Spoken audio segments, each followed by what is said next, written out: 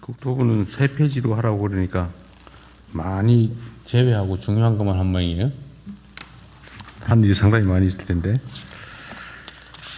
어쨌든 국토부는 업무량이 워낙 많은 부처라서 고정이 많을 겁니다. 고속도로 휴게소는 어쨌든 감사도 깔끔하게 잘하고 해가지고 좀 개선될 여지가 많이 생긴 거죠? 이 구조적인 그 계약 관계를 확실하게 파악하고 있기 때문에 확실하게 개선될 거라고 생각하고 있습니다. 네. 하지만 이게 휴게소는 맛없고 비싸고 불친절하고 이게 막 국민들한테 전부 다 각인이 돼 있는데 그 이유가 이 구조적 문제 때문이잖아요. 예, 그렇습니다. 그리고 거기에 무슨 전직 저 도로공사 직원들이 뭐 이상한 단체 만들어가지고 속된 말로 해먹었다면서요. 거기에 빨대를 꽂아놓고 있었던 거라고 생각합니다. 근데 그거는 공식 이익 배정받은 것만 그런 거지 그 외에 뭐 물품 거래라든지 이런 것까지 하면 사실은 훨씬 더 많을 거예요. 아마도. 그래서 그런 게 지금 국토부는 국토 계획을 하거나 철도도 지금 사고 났잖아요, 그죠? 예, 철도도 그렇고 그다음에 뭐 저 주택, 토지 다 이게 뭐 돈 되는 거와 관계가 있어가지고 참 힘든 부처예요. 투명하고 공정하고 네, 객관적으로 잘 해야지 여기는. 그리고 지금 어쨌든 지금까지 수도권 중심으로 이제 주택 가격 폭등할 뻔한 거를 잘 적절히 관리해 온 것도 크게 잘한 일이죠. 국토부의 성과 중에 하나입니다. 그런데 아침에 내가 기사를 하나 봤는데 그게 뭔 말인지 잘 모르겠던데 제가 국무회의 방에도 올려놨잖아요. 이번에 보다 내가 참 기가 차서 그냥 보다 중간에 말아버렸는데 이번에 비거주 1주택 소유자들도 집을 팔 수 있는 기회를 주자. 네. 그리고 우리가 발표하는 시점으로부터 2년을 넘지 않은 범위 내에서는 2년 동안은 입주를 좀 늦게 해도 된다. 그렇습니다. 이래놨더니 그게 세입자들의 계약갱신 청구권을 침해한 거다. 뭐 이런 식으로 써놨던데 그게 말이 되는 소리예요? 전혀 사실이 아니기 때문에 예, 임대차보호법상 아니 그건 당연히 세입자의 권리고 2년 지나도록 아직 기간이 갱신을 하게 되면 세입자 살 사람이 못 사겠지. 예, 그렇습니다. 세입자 동의를 안 하면. 동의를 해야 줄일 수가 있는 거지. 세입자의 갱신 청구권은 그대로 유지되는 거잖아요. 네, 그렇습니다. 법에 의해서 그런데 보장되고 무슨 기사를 그렇게 가짜로 조작질을 했었습니까?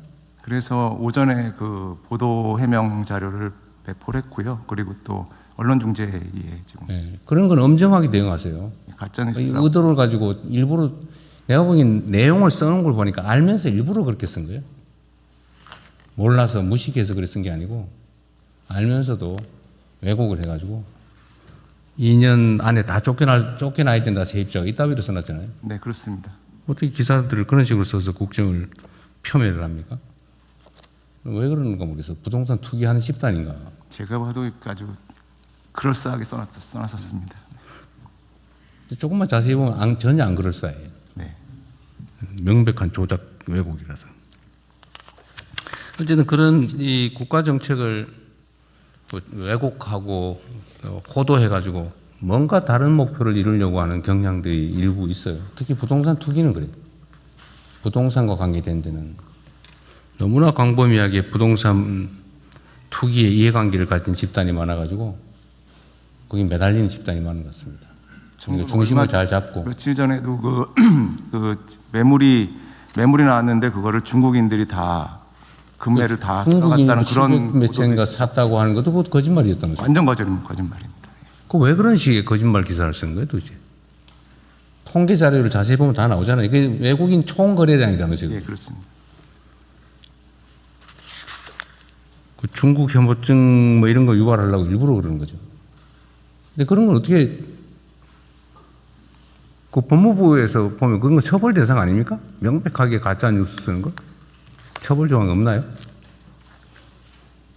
네, 그 점에 대해서 뭐 사실관계가 그러니까 좀 기존에는 명예훼손과 뭐 모욕 등 기존 형법으로 처벌을 해 왔었는데요. 가짜뉴스 대응 관련해서는 그것을 처벌하기 위한 정보통신망법상 처벌하기 위한 법안이 작년 가을에 국회에서 통과된 것으로.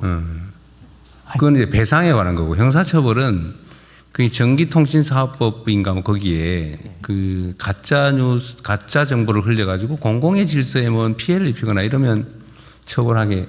옛날에 그냥 가짜 뉴스를 유포하는 것 자체를 처벌하다 위헌 판결이 났고, 그걸 내가 알기로는 법률 개정을 했는 걸로 아는데, 이렇게 명백하게 언론이라는 기사라는 이름으로 허위를 유포해서 정책 혼선을 주는 건 처벌할 수 있지 않나? 한번 검토 한번 해봐 주세요. 예, 그 부분에 대해서 말씀드리겠습니다. 뒷부분에 민정. 네네. 예, 말씀 주신 대로 그 전기통신법이 개정이 돼서 가짜 뉴스를 통해서 경제적 이득을 취득한 경우에는 형사처벌을 할 수 있게 돼 있습니다. 이득을 취하는. 그래서 최근에 이제 유튜브를 통해서 가짜 뉴스를 해서 그걸 통해서 경제적 이득까지 얻은 경우에는 형사처벌을 하고 있습니다. 그 약간 점잖아 보이는 그 지면 기사, 인터넷 기사를 쓰는 것 자체는 처벌하기 어렵겠네요. 그 그렇습니다. 그게 영리를 얻을 경우에 한해서 이제 처벌하게 돼 있고, 그 외에 이제 구체적으로 명예훼손이나 모욕이 있을 때는 형법으로 처벌하고 있습니다. 이상입니다. 정부 정책을 왜곡 조작하는 가짜 기사를 쓰는 경우는 처벌하기가 당장 쉽지는 않겠네요. 하여튼 그 관련 부처들이 네. 정정보도 청구를 하든지 뭐 반론보도 청구를 하든지 해서 이런 건 확실하게 책임을 물으세요. 그냥 나중에 서도 한참 지난 다음에 그러면 그 제목 고쳐줄게 이래가지고 또 대충 넘어가잖아요.